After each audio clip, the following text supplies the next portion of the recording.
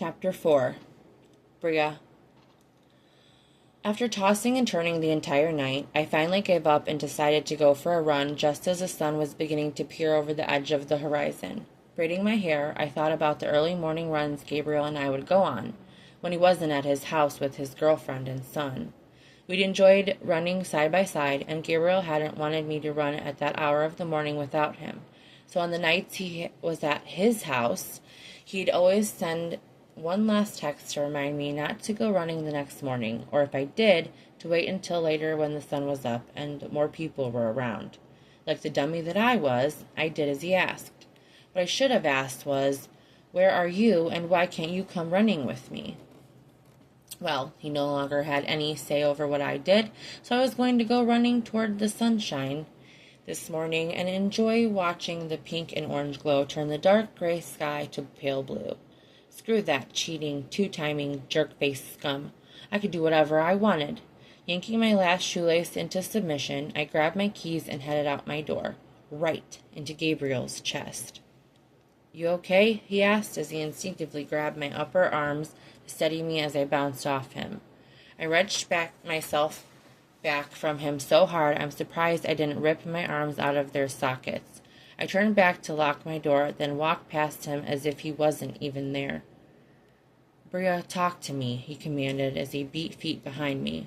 I ignored that, just like I was going to ignore the man's existence until my head no longer remembered him, except as a cautionary tale for my stupid heart the next time she decided to ignore all the warning signs.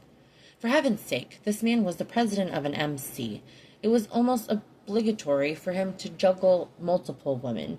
What made me think I was so special to him?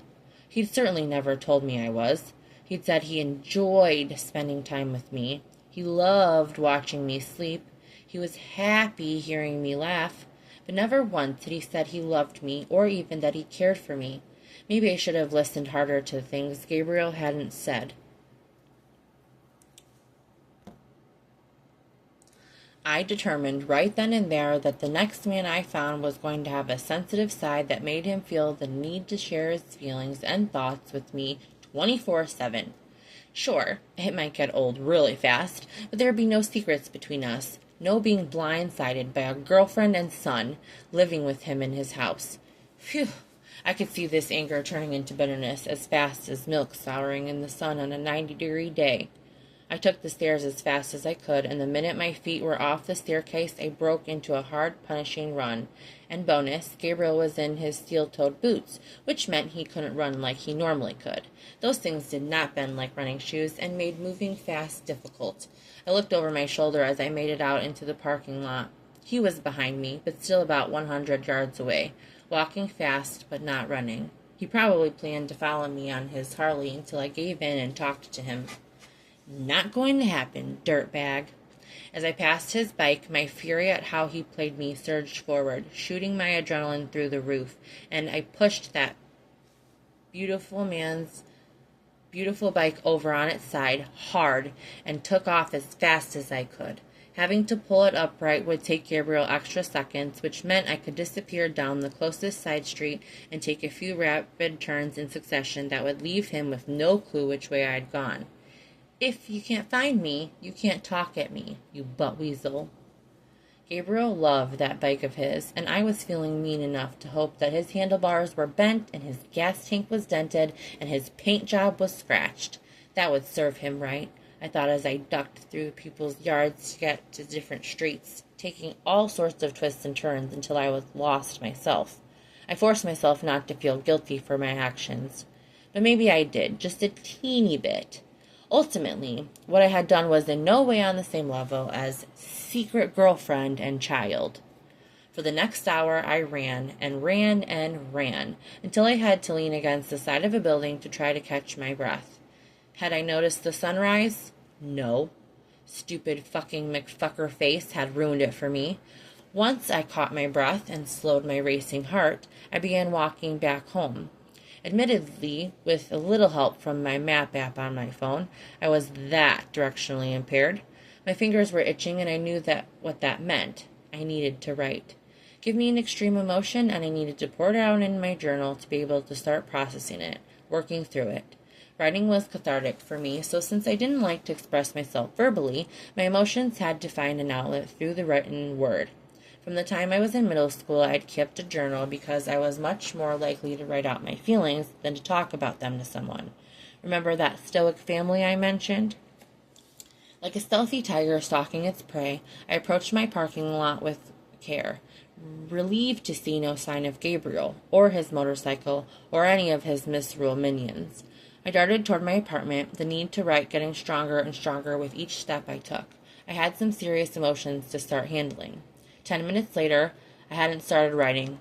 As I sat with my journal open in front of me, I realized I'd solved one mystery. The day James had kidnapped me, when Gabriel had come over that night, his words had confused me when I thought about them later. You are not walking away. You love me. I had never, not once, uttered those 3 words to him. In fact, I'd been scrupulously careful to keep my mouth closed so I love you couldn't escape my lips when Gabriel was done working his magic on my body, and I was sated and at my most vulnerable with those green eyes holding mine, a soft smile playing on his lips. Maybe I'd been more transparent than I'd thought if he'd picked up on it. Maybe he just figured I wasn't that type of girl to be with a man so many months without some intense emotion sparking to life inside of her. I hadn't thought about how exactly he'd known how I felt when he'd flung that at me. But when I'd sat down to journal tonight, I was flipping back through the pages and came to a poem I'd written about how I felt leaving his bed in the morning after spending the night with him at the clubhouse. It was always difficult to suppress my emotions on those nights. When the words were so close to the surface, they wanted to come pouring out. So every time I walked out of the clubhouse, once I got into my car, I would chant, I love you, I love you, I love you, over and over. Even if I never spoke the words, could you hear the echo from inside? Could you see it in my eyes as I memorized your features? Perhaps you felt it as my hands worshipped your strength, gently tracing your lines in fascinated wonder.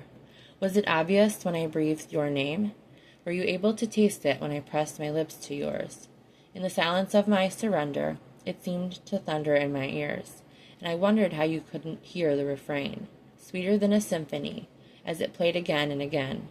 Now, because there is no audience to hear the silence, I can whisper to the mountains, and it shouted to the wind, I love you. And underneath my handwriting was a note in block printing that should not have been there. I do know, Breah. I've always known, and I treasure that knowledge. He'd probably seen my journal when I'd left it open in his room at the clubhouse one time. Wherever I was, my journal was with me because when I needed to write, I needed to write. I'd written that poem 4 months into our relationship, and so he'd known for the last 3 months how I'd felt, and he'd never opened the door to expressing that emotion to me, nor had he called a halt to our relationship, knowing what he was hiding from me, knowing I was in deep with him. And what did that mean? That he treasured that knowledge? He didn't say he treasured my love, just the knowledge of it. How was I supposed to interpret that? He could have written, I love you too, but he hadn't, which just proved my point that the love I felt was one-sided.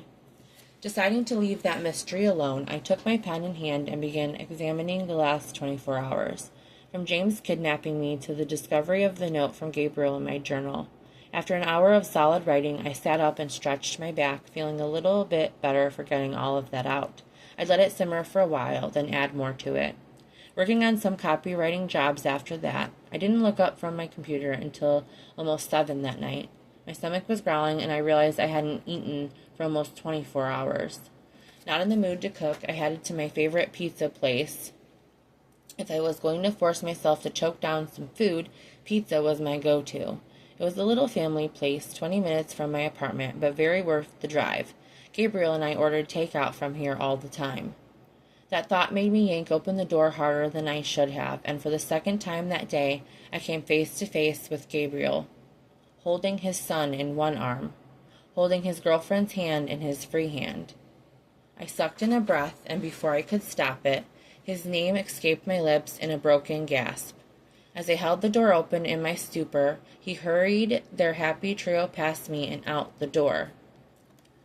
Who was that? Heather asked him, something snide and suspicious in her voice. Just someone I've seen at the clubhouse, he answered her, and I almost choked on a sob that was forcing its way up my throat. It honestly would have hurt less if he'd shoved a knife in my heart. He just ignored me and walked on by. The man who said he treasured the knowledge of my love had dismissed me to his girlfriend as someone he'd seen around at the clubhouse.